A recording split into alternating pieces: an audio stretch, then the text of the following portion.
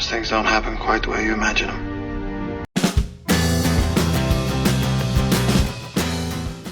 Welcome back to the channel.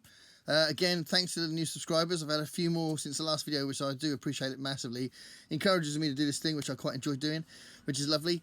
So I hope you're enjoying the videos. Please make comments on the videos as you watch them. It'd be really cool to have a little conversation going.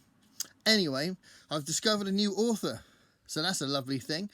I found this guy quite randomly, I think. He's an Israeli author. These are translated books.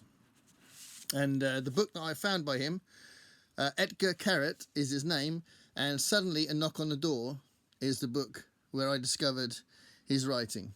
So a lot of his books are short story books, from what I gather, and this is the first one I've discovered. I've got another one in the post because I definitely grew to love this book. I say grew to love the book because I didn't quite connect straight away.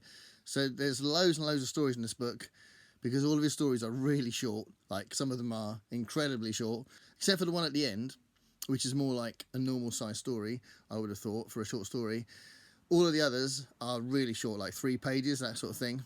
So there's a lot of stories in there because they're so short. And it took me a good 4 or 5 stories to get into the swing of his style. I do think he's quite unique, but did remind me of one particular person, although again, quite different from him, but did kind of remind me a little bit now and again. So, Suddenly a Knock on the Door. A bunch of short stories that are written in a way that I think is quite unique, because it's like a very conversational way of writing. It's like, I don't know, I imagined it's like you met a guy on a bus stop and he started rambling, telling you this random story about some people he knew once, or some people that he's going to elaborate on, because some of them have got fantastical elements. There's a talking fish in one of the stories, and there's an angel in another story, but most of the stories are actually grounded in the real, so a lot of them are quite real, and he gives you just enough character so that the characters in the story, even in 3 or 4 pages, are really well defined and you can really relate to them.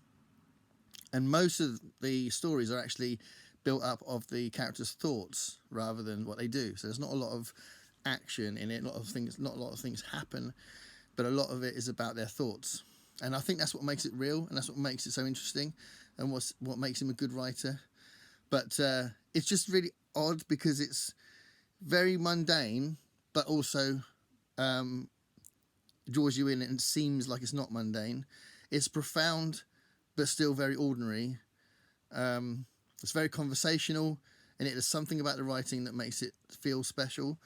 It's full of contradictions, and really worth checking out. If any of you have read anything by Etger Keret, please let me know, because I think it's fascinating, really fascinating, and I think it's really interesting the way there's this sort of casual kind of storyteller kind of style, where you can tell that there's a storyteller behind it, but it's not over poetic, or it's not particularly the use of language is very ordinary, but it fits so beautifully and it draws you in and it makes it really interesting to read. There's like a sort of a funny angle on some of these things, and there's funny lines in there that kind of amuse you as you're reading it, and there's a sort of quirkiness that means that it's not just something really boring being retold. And a lot of the characters in there are kind of lost or disillusioned or lonely, or there's something downbeat about the characters, and that is partly why the mundane situation has got this tension to it, but there's normally some extra element that makes it a little bit more quirky. But the endings are very surprising. Quite often there's no ending. If there is an ending, it's still unexpected, and like I said, they're very short, so it's not where you would end the story. If you were going to write it, you would not end it where it's ended, and that's another kind of fascinating thing, and that's another thing to get used to, I think, as you're reading it. So yeah, I think that's a really interesting, fascinating and quite unique thing about the way they're written. And I think despite the fact that these endings are very abrupt and unexpected, the stories linger in your minds for a bit afterwards. So I think that's clearly a sign of good storytelling. So as I said, he did remind me of one particular author sometimes, but I think it's because of the mundanity and the way that there was something that he was making something sparkling out of something quite ordinary. And that was Charles Bukowski. I don't know how much you guys have read of Charles Bukowski, but he's got this way of making something very poetic and profound about the ordinary. But the difference between Bukowski and Keret is Keret's quite upbeat, and a lot of these stories, even though they're with these, like I say, lost or disillusioned characters, there's something upbeat about it, and it makes you smile. Whereas Bukowski's stuff is very ugly and nasty and negative, and it's the sort of thing that, you know, Bukowski's ideal for an existential moment, or for when you're feeling like life's pointless. Then Bukowski is a good thing to read to kind of support that. And you wouldn't really want that with his. You wouldn't really want that with this. You know, they're very different in their tones, but there was, since now and again, he reminded me of Bukowski, but they are quite different. So don't read this expecting Charles Bukowski. But for some reason, just that idea that they were exploring something quite ordinary, and the characters were, a lot of it was relationship based as well, and there's a fair amount of there's like sort of sexual relationships in there somewhere as well, and masturbation's mentioned a few times, and so those kind of darker elements of storytelling you don't expect very often, but which Bukowski talks about a lot, is in there as well. But yeah, I mean, the overall tone is quite different, and you know, genuinely, you read Bukowski expecting sort of an ugly narrative and not very nice people and not very nice language and that kind of thing, but obviously his writing's laced with poetry, and he's clearly got a very colourful use of language, which Keret doesn't have. I mean, you know, he doesn't pepper his writing with colourful language. It's very ordinary language, but it's really well written. It just pulls you in and makes it seem like you've read something powerful, and you wonder, why was it powerful? Why did I finish that story feeling like it was powerful? It's a very strange experience, and that's why I think he's fascinating.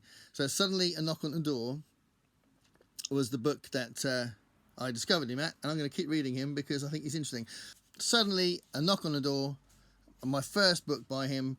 I thought it was going to be more absurd and surreal than it was, but I think he does sort of delve into that a little bit, and it could be that other books are more surreal and absurd, but that's what I was attracted to in the first place. But I just like the way he writes and that, and the way that he writes the unexpected and writes people that are quite real and situations that you can relate to, but in a way that seems new, fresh, and different. So yeah, a kind of writing I've never seen before, I don't think. See if you like him anyway. I mean, his short stories are very short, so it won't take you long to figure it out. But it did take me a few stories to get into his style. So yeah, thanks a lot for watching. If you intrigued by that, then look into it. Either way, see you again another time. Thanks a lot. Bye.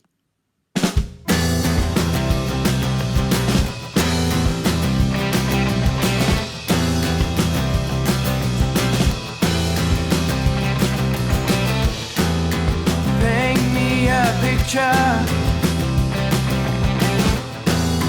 what it's like to be you.